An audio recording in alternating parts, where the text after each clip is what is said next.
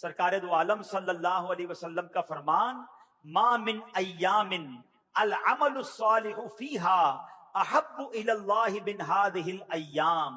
कोई दिन नहीं है कि जिसका नेक अमल करना अल्लाह के यहाँ इन 10 अय्याम से बढ़कर महबूब हो।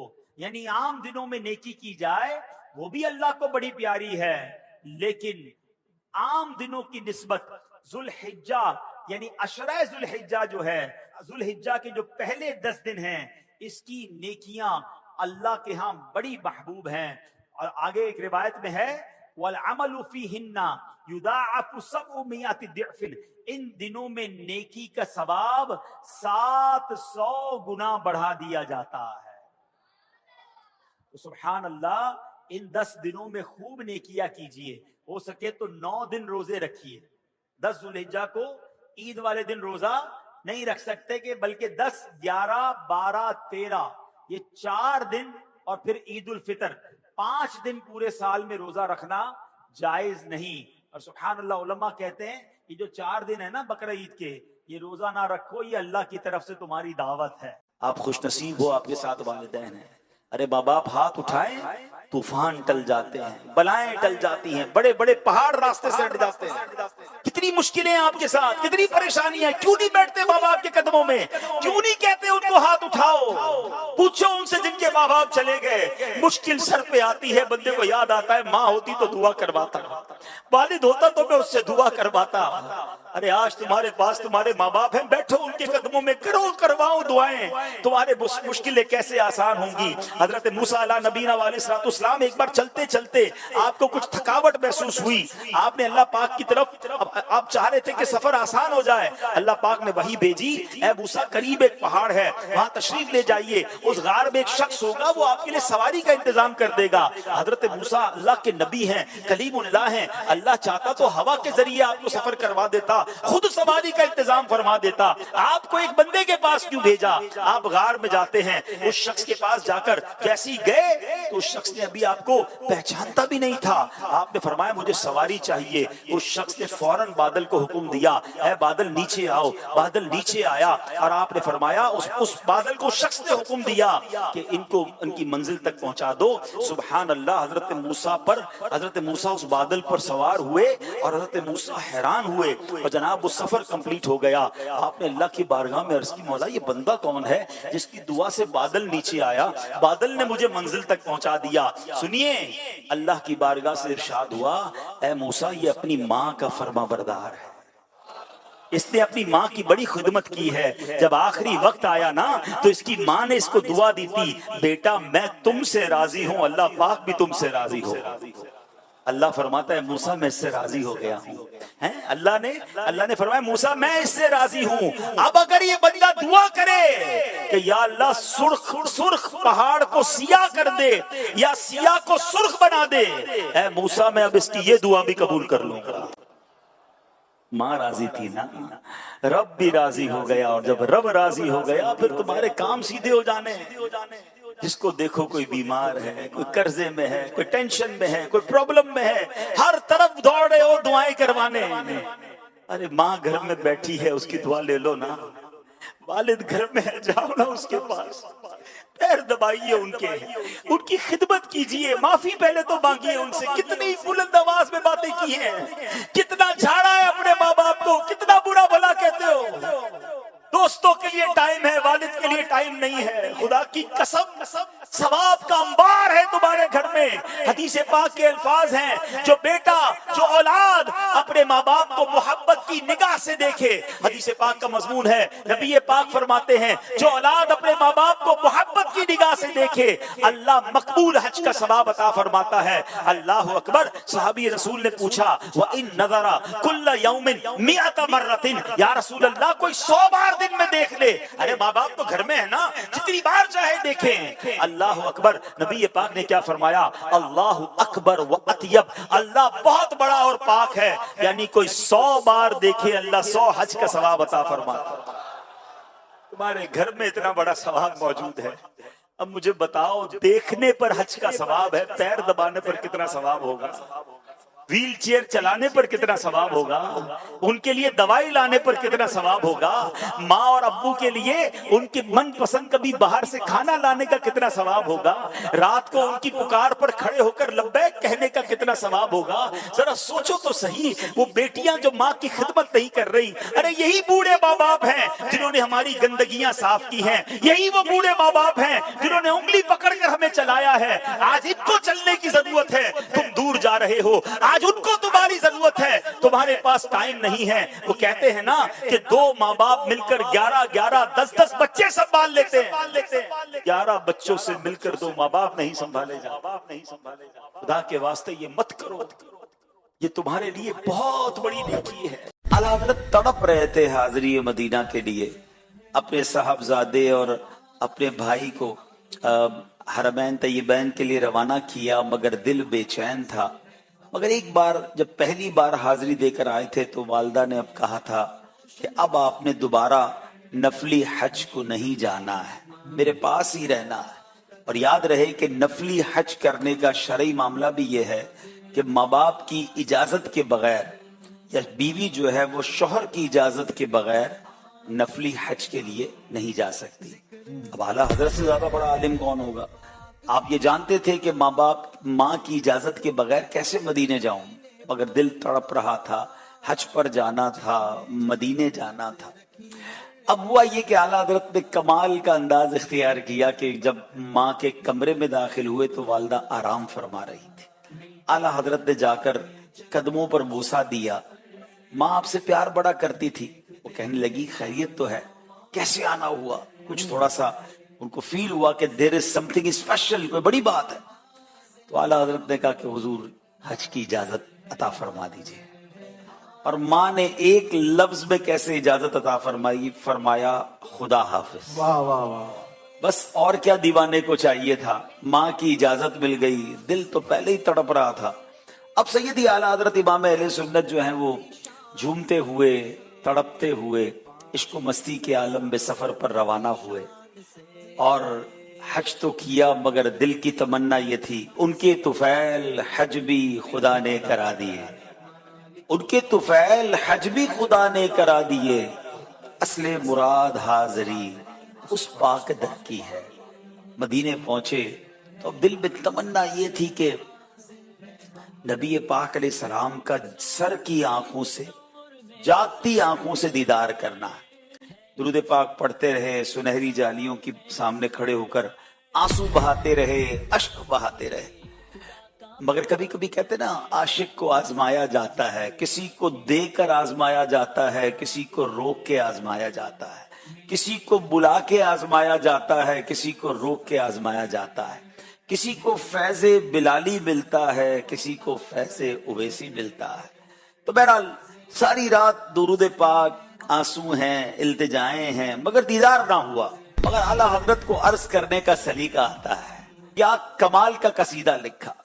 سیدی اعلیٰ حضرت لکھتے ہیں وہ سوئے لالہ زار پھرتے ہیں، تیرے دن اے بہار پھرتے ہیں، ہر چراغ مزار پر قدسی کیسے پروانہ وار پھرتے ہیں، واہ واہ واہ، اس گلی کا گدا ہوں میں جس میں مانگتے تاجدار پھرتے ہیں۔ ہائے غافل وہ کیا جگہ ہے جہاں 5 جاتے ہیں 4 پھرتے ہیں۔ لکھتے لکھتے اب آخر میں مقتے میں ایسی انکساری کی، ایسی تڑپ کر التجا کی کہ کوئی کیوں پوچھے تیری بات رضا، تجھ سے کتے 1000 پھرتے ہیں۔ یعنی اپنی کم مائگی کا اظہار، عاجزی کا اظہار نبی پاک کی بارگاہ میں کیا۔ اور ناظرین آپ کو جان کر خوشی ہوگی کہ پھر اس عاشق کو نوازا گیا تو کیسا نوازا گیا کہ نبی پاک علیہ السلام نے اعلیٰ حضرت کو بیداری کے عالم میں اپنا دیدار عطا فرمایا۔ سبحان اللہ، خواب میں تو دیدار ہوتا ہے، وہ بھی بڑی کرم نوازی ہے، مگر سیدی اعلیٰ حضرت نے جاگتی آنکھوں سے سرکار دو عالم علیہ السلام کا دیدار کیا۔ اور اپنے ایک اور کلام میں اس دیدار کا ذکر کس طرح کیا، یاد میں جس کی نہیں ہوش تنو جاں ہم کو، یاد میں جس کی نہیں ہوش تنو جاں ہم کو، پھر دکھا دے وہ رخ اے مہر فروزاں ہم کو. تو کیا بات ہے، کچھ لوگ اس انداز سے جاتے ہیں، اس تڑپ کے ساتھ جاتے ہیں.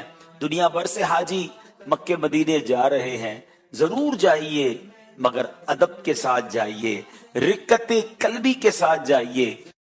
نبی پاک صلی اللہ تعالی علیہ وسلم کا فرمان عالی شان ہے، حاجی اپنے گھر والوں میں سے 400 کی شفاعت کرے گا اور گناہوں سے ایسا نکل جائے گا جیسے اس دن کے ماں کے پیٹ سے پیدا ہوا ہو. اللہ اکبر. میرے آقا فرماتے ہیں حاجی کی مغفرت ہو جاتی ہے، اور حاجی جس کے لیے استغفار کرے اس کے لیے بھی مغفرت ہے. حاجی کی تو مغفرت ہے، حاجی جس کے لیے استغفار کرے اس کی بھی مغفرت ہو جاتی ہے. میرے آقا مدینے والے مصطفیٰ صلی اللہ تعالی علیہ وسلم فرماتے ہیں دیکھو حج پر جانا تو مغفرت والا ہے، جو اس سفر میں دنیا سے چلا جائے اس کے بارے میں میرے آقا کیا فرماتے ہیں، جو حج یا عمرے کے لیے نکلا اور راستے میں مر گیا اس کی پیشی نہیں ہوگی، نہ حساب ہوگا، اور اس سے کہا جائے گا ادخل الجنہ، یعنی تو جنت میں داخل ہو جا.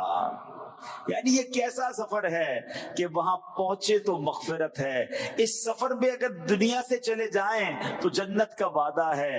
اور یہ تو حج کی بات ہے، جب مدینے جاتے ہیں تو سبحان اللہ، سرور کائنات صلی اللہ تعالی علیہ وسلم کا فرمان، میرے آقا فرماتے من زار قبری وجبت لہ شفاعتی، جس نے میرے روضے کی زیارت کی اس پر میری شفاعت واجب ہو گئی.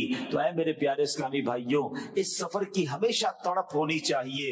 اور یاد رہے ایک طویل روایت کا خلاصہ یہ ہے کہ جب حضرت ابراہیم علیہ السلام نے کعبے کی تعمیر کی تھی تو اللہ کریم نے فرمایا اے ابراہیم لوگوں کو حج کے لیے بلاؤ. تو آپ نے کہا کہ مولا میں آواز لگاؤں گا، آواز باقی دنیا والوں تک کیسے پہنچے گی، کیونکہ اس وقت تو مکہ پاک میں کوئی آبادی نہیں تھی. مگر آپ کو حکم دیا گیا ابراہیم تمہارا کام آواز لگانا ہے، ہمارا کام پہنچانا ہے. حضرت ابراہیم جبل ابو قبیس جو بالکل حرم پاک کے ساتھ آج بھی پہاڑ موجود ہے وہاں پر کھڑے ہوتے ہیں اور لوگوں کو حج کے لیے بلاتے ہیں. سبحان اللہ، اس آواز کو پوری دنیا میں اللہ کریم کی رحمت سے پہنچایا جاتا ہے. صرف دنیا میں موجود لوگوں نے نہیں بلکہ جو ماں کی پیٹ میں بچے تھے، باپوں کی پشت میں آنے والی اولاد تھی، ان سب نے اس آواز کو سنا، عالم ارواح میں روحوں نے سنا. اور اس وقت کچھ خوش نصیبوں نے جواب دیا لبیک اللہم لبیک. علماء فرماتے ہیں، روایتوں کا مضمون ہے کہ اس وقت جن لوگوں نے حضرت ابراہیم کی اس پکار پر ایک بار لبیک کہا تھا وہ ایک حج کرے گا، جس کی روح نے 2 بار لبیک کہا تھا 2 حج کرے گا، جس کی روح نے جتنی بار لبیک کہا تھا وہ اتنی بار حج کرے گا. اے خوش نصیب حاجیوں تمہیں مبارک ہو جنہوں نے حج کر لیا، جو حج کو جا رہے ہیں. اللہ یہ سفر خیر و عافیت سے آپ کو نصیب فرمائے. اس کا مطلب یہ ہوا کہ ہم اللہ کا شکر ادا کرتے ہیں کہ ہماری روح نے ہزاروں سال پہلے حضرت ابراہیم علیہ السلام کی اس آواز پر لبیک کہا تھا. اللہ کریم ہم سب کو یہ سفر نصیب فرمائے. سنیے یہ کیسا سفر ہے کہ حضرت جناب رسول اللہ صلی اللہ تعالی علیہ وآلہ وسلم نے فرمایا کہ داؤد علیہ السلام نے عرض کی اے اللہ عز و جل، جب تیرے بندے تیرے گھر کی زیارت کو آئیں تو تو انہیں کیا عطا فرمائے گا؟ فرمایا زائر کا اس پر حق ہے جس کی زیارت کو جائے. یعنی بندہ جس کی زیارت کو جاتا ہے نا، وہ جس کی زیارت کرنے جا رہا ہے اس کا کچھ حق ہوتا ہے آنے والے کے لیے. فرمایا ان کا مجھ پر یہ حق ہے کہ دنیا میں انہیں عافیت دوں گا اور جب مجھ سے ملیں گے ان کی مغفرت کر دوں گا. اے حاجیوں تم کتنے خوش نصیب ہو. سبحان اللہ، روایتوں میں آتا ہے کہ عرفہ کے دن وقوف کرنے کا حال یہ ہے کہ اللہ عز و جل آسمان دنیا، سبحان اللہ، روایتوں میں آتا ہے کہ عرفہ کے دن وقوف کرنے کا حال یہ ہے کہ اللہ عز و جل آسمان دنیا کی طرف خاص تجلی فرماتا ہے اور تمہارے ساتھ یعنی ان حاجیوں کے ساتھ ملائکہ پر مباحات فرماتا ہے. ملائکہ کے سامنے گویا فخر کا اظہار فرماتا ہے میرے بندے دور دور سے پراگندہ سر میری رحمت کے امیدوار بن کر حاضر ہوئے، اگر تمہارے گناہ ریتے کی گنتی اور بارش کے قطروں اور سمندر کے جھاگ کے برابر ہو تو میں سب کو بخش دوں گا۔ میرے بندو واپس جاؤ، تمہاری مغفرت ہو گئی اور اس کی جس کی تم شفاعت کرو۔ یعنی عرفات کے دن جو رحمتیں نازل ہوتی ہیں، اللہ اکبر، اللہ فرشتوں کے سامنے حاجیوں پر مباحات یعنی فخر کا اظہار فرماتا ہے، فرشتوں دیکھو میرے بندے کدھر سے آئے ہیں، دور دور سے آئے ہیں، ان کے لباس بھی میلے ہو گئے، ان کے بال بھی پراگندہ ہو گئے۔ اللہ اکبر، یہ کمال کا دن ہے، یہ رحمتوں کے نزول کا دن ہے۔ حج کا سب سے اہم دن یوم عرفہ جس کو کہا جاتا ہے، یہ خاص رحمتوں کے نزول کا دن ہے۔ اللہ وہ دن ہمیں عرفات میں احرام کی حالت میں گزارنے کی توفیق عطا فرمائے۔ سنو کیسی حاجیوں پر رحمتیں نازل ہوتی ہیں۔ سیدنا ابن عباس رضی اللہ تعالیٰ عنہ سے روایت ہے، نبی رحمت شفیع امت صلی اللہ تعالیٰ علیہ وسلم نے ارشاد فرمایا، بیت الحرام کا حج کرنے والوں پر ہر روز اللہ عز و جل 120 رحمتیں نازل فرماتا ہے۔ 60 طواف کرنے والوں کے لیے، 40 نماز پڑھنے والوں کے لیے اور 20 نظر کرنے والوں کے لیے۔ جو حج کرنے کے جاتے ہیں نا، حاجیوں کو مبارک ہو کہ اگر کوئی صرف کعبے کے سامنے بیٹھ کر کعبے کو دیکھ بھی رہا ہے، دیدار بھی کر رہا ہے، تو اسے اس وقت 20 رحمتیں ان کے لیے نازل ہو رہی ہیں۔ پھر ہم کیوں نہ کہیں کعبے کی رونق، کعبے کا منظر، اللہ اکبر اللہ اکبر۔ کچھ عبادتیں ایسی ہیں جو ساری دنیا میں کہیں نہیں ہو سکتی، اور طواف خانہ کعبہ کی تو کیا بات ہے۔ اے حاجیوں، تمہیں یہ موقع ملے گا جو دنیا میں کہیں اور نہیں ہو سکتا۔ اس کی ایک روایت سنا دوں کہ نبی پاک صلی اللہ علیہ وسلم فرماتے، ترمذی شریف کی حدیث ہے، جس نے 50 مرتبہ طواف کیا، گناہوں سے ایسا نکل گیا جیسا آج اپنی ماں سے پیدا ہوا ہو۔ آؤ میرے پیارے حاجیوں، اب حج اور عمرہ کرنے اگر جاتے ہیں تو کچھ نیتیں امیر اہل سنت نے عطا فرمائی ہیں۔ انما الاعمال بالنیات، یاد رکھیے اعمال کا دار و مدار نیتوں پر ہے۔ نیتیں بہت پیاری پیاری رفیق الحرمین کہ صرف رضائے الہی عز و جل پانے کے لیے حج کروں گا، اللہ کی رضا کے لیے حج کروں گا۔ دوسری، اس آیت مبارکہ پر عمل کروں گا، وَأَتِمُّ الْحَجَّ وَالْعُمْرَةَ لِلَّهِ، ترجمہ کنز ایمان، حج اور عمرہ اللہ کے لیے پورا کرو۔ اور یہ نیت صرف حج کرنے والا کرے کہ اللہ عز و جل کی اطاعت کی نیت سے اس حکم قرآنی، وَلِلَّهِ عَلَى النَّاسِ حِجُّ الْبَيْتِ مَنِ اسْتَطَاعَ إِلَيْهِ سَبِيلًا، اور اللہ کے لیے لوگوں پر اس گھر کا حج کرنا ہے جو اس تک چل سکے۔ اس پر عمل کرنے کی سعادت حاصل کروں گا۔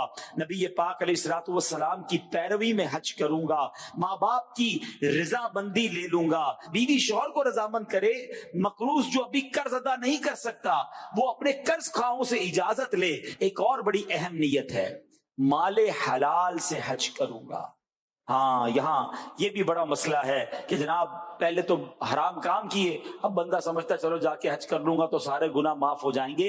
حرام مال سے حج نہ کریں، سنیے گا، ورنہ حج قبول ہونے کی امید نہیں۔ اگرچہ فرض اتر جائے گا، اگر اپنے مال میں کچھ شبہ ہو تو قرض لے کر حج کو جائے اور قرض اپنے اسی مشکوک مال سے ادا کر دے۔ حدیث پاک میں آتا ہے، جو مال حرام لے کر حج کو جاتا ہے، جب لبیک کہتا ہے، ہاتف غیب سے جواب دیتا ہے، نہ تیری لبیک قبول، نہ خدمت منظور، اور تیرا حج تیرے منہ پر مردود ہے، یہاں تک کہ تو یہ مال حرام کے تیرے قبضے میں ہے، اس کے مستحقوں کو واپس کر دے۔ اس سے یہ بھی پتا چلا کہ ہماری عبادتیں، ہماری دعائیں، ہماری حج، یہ سب چیزیں بڑی، اس میں ڈومینیٹنگ کردار ہے رزق حلال کا۔ اپنی روزی کو چیک کیجئے، ہمیشہ رزق حلال کمائیے۔ ایک اور بڑی پیاری نیت امیر علیہ سنت نے کروائی کہ سفر حج میں جو خریداری کروں گا اس میں بھاؤ کم کروانے سے بچوں گا۔ سبحان اللہ، سیدی اعلیٰ حضرت فرماتے ہیں کہ بھاؤ میں کمی کے لیے تکرار کرنا، بحث و تکرار، حجت کرنا، یہ بہتر ہے، ویسے کرنی چاہیے، لیکن اس چیز کے لیے جو سفر حج کے لیے خریدی جائے وہ اس میں کمی نہ کروائے. اللہ نے بلایا اپنے گھر پہ, اس کا بھی بھلا ہو جائے. جیسے سامان خرید رہے ہیں تو یہاں بہتر ہے کہ جو حج کے لیے چیزیں خرید رہے ہیں اس میں بھاؤ تاؤ نہیں کروانا چاہیے. جاتے ہوئے یہ بھی نیت کر رہے ہیں کہ اپنے رشتہ داروں سے, دوستوں سے اپنے قصور معاف کرواؤں گا, دعا کے لیے کہوں گا, کوئی غلطی ہو گئی تو ان سے معافی مانگ لیں, دل صاف کروا کے جائیں. اچھا, ایک اور بڑی پیاری نیت یہ ہے کہ ضرورت سے زائد اخراجات رکھ لیں.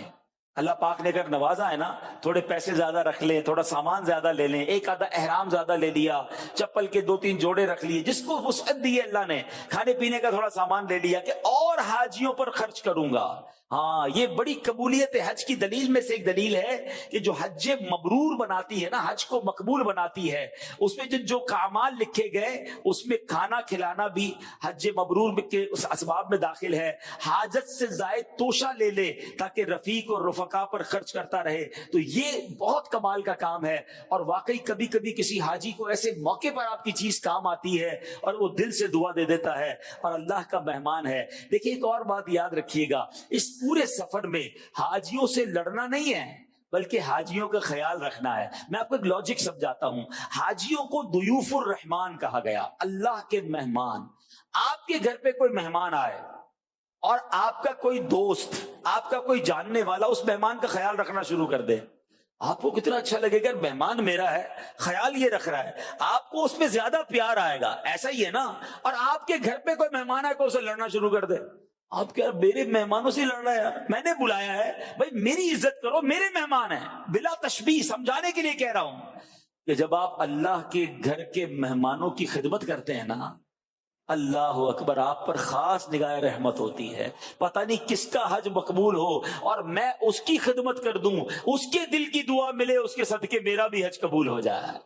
اور مجھے کچھ لوگ ایک بار ملے, کئی بار لوگوں نے پوچھا کہ کوئی وظیفہ بتا دیں, کوئی طریقہ بتا دیں, بار بار مدینے کیسے جائیں, بار بار حج کو کیسے جائیں. چلے میں اپنی زندگی کا ایک تجربہ آپ کو بتا دیتا ہوں. میں نے اپنی زندگی میں دیکھا ہے کہ جنہوں نے سفر حج میں یا سفر حرمین میں حاجیوں کی خدمت کی ہے نا, اللہ کے گھر کے مہمانوں کی خدمت کی ہے, ان کو بار بار بلایا جاتا ہے. آپ دیکھ لیجئے, آپ چیک کر لیجئے. اور جو وہاں جا کے لڑے, اچھا پھر اس کو لاجیکلی ایک اور بات سمجھ لو. یہ تو ہو گئی نرم, شفیق, مہربان بننا, دوسروں کا مددگار بننا. کچھ ہوتے ہیں جن کا کام ہی لڑائی کرنا ہوتا ہے. آپ اپنے گھر پہ کس کو بار بار بلاتے ہیں؟ آپ کے گھر پہ ایک مہمان آئے, آ کر شور مچائے, گندگی کرے, لڑائی جھگڑا کرے, آپ کو تنگ کر دے, آپ واپس جاتے ہیں نا اپنے بچوں کو کہتے ہیں آئندہ اس کو نہیں بلانا. اور کوئی مہمان آئے بڑا نرم شفیق, آپ کے گھر کا بھی خیال رکھے, شور بھی نہ بچائے, جاتے جاتے آپ کو تحفہ بھی دے کر جائے, آپ کہتے ہیں بڑا اچھا آدمی تھا, اس کو دوبارہ بلانا. ایسا ہی ہے نا, اپنے گھر پہ بھی آپ اسی کو بلاتے ہیں جو گھر والوں کا اور گھر کا خیال رکھتا ہے. تو مکے مدینے میں با ادب رہنا, اگر بار بار جانا ہے نا, کہ بار بار بلایا جائے, تو بڑا آپ نے سفر احتیاط کے ساتھ کرنا ہے, کسی کا دل نہ دکھائیں. بس